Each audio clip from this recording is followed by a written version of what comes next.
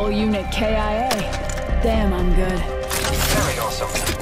With the Battle Royale genre beginning to reach market saturation with a variety of paid and free-to-play offerings, there's certainly a place for everyone who might enjoy this new popular genre. But with the discourse surrounding Battle Royale beginning to express exhaustion and publishers gradually entering the fight to grab their slice of the entire pie, new entrants to the crowd had better be bringing something compelling to the table. Then out of nowhere, seasoned shooter veterans and creators of the Call of Duty franchise before it was fast-tracked to go the way of the Guitar Hero, Respawn Entertainment has unleashed their newest creation into the fray. These developers bring a certain pedigree and impressive body of work to the table that has never failed to break new ground. Has Respawn Entertainment struck franchise gold again, or has this titan fallen for the last time?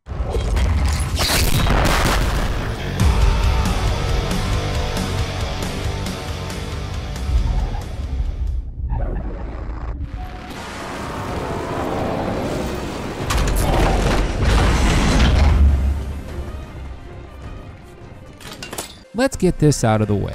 Apex Legends does nothing to recreate the wheel, but after spending a ton of time with Apex, I can easily praise the game for perfecting it. Apex Legends takes the bold steps of mixing popular shooter genre mechanics and hooks and distilling them into a gameplay loop that other Battle Royale games are sorely missing.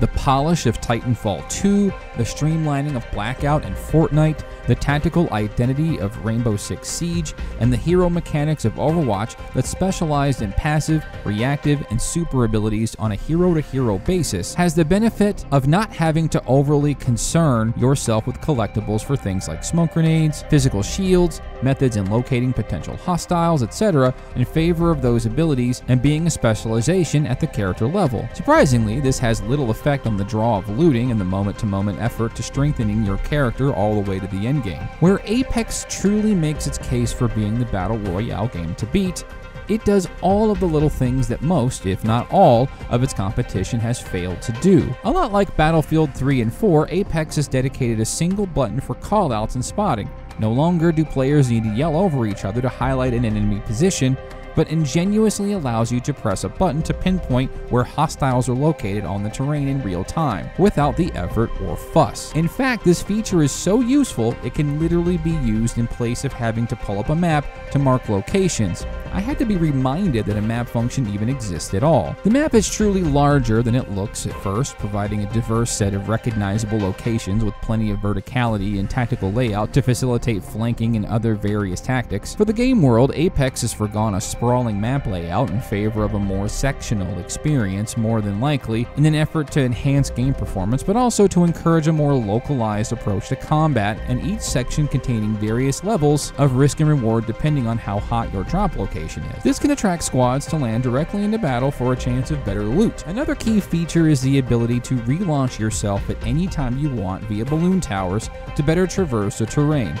Running behind and about to get eaten by the circle? Choose any one of these towers to fling yourself to a considerable distance to get ahead to safety. One large departure from Battle Royale norms is the ability to be respawned back into the match, but it comes at a substantial effort and a heavy cost. Your surviving teammates have to make it to your corpse, achieve your tags, travel to a designated respawn outlet, and await your arrival. And you're also completely unarmed. This is a welcome feature to help combat the feeling of finality that comes from dying in a Battle Royale game without bringing harm to the sanctity of continuous attrition that the mode stands for. There are a few areas of opportunity in this early launch that are worth highlighting. The absence of a rotating mini-map with a compass, for those who find that kind of feature useful, like myself, can make navigation a bit disorienting for folks who rely on the minimap regularly for travel, and situational awareness might find themselves struggling to find their bearings. Of course, this feeling can gradually be reduced with time spent familiarizing yourself with the game's space though,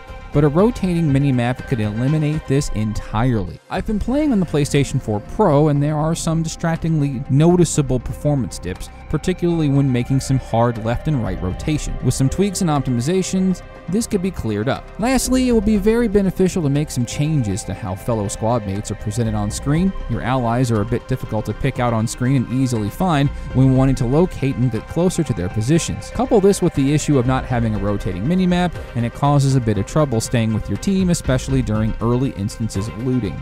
Otherwise, Respawn has yet again delivered on their pedigree, polished and streamlined experiences, tight and addictive gameplay loops, and memorable and resonant appeal. Apex Legends has the potential to do to the Battle Royale genre that Call of Duty 4 did for shooters more than a decade ago.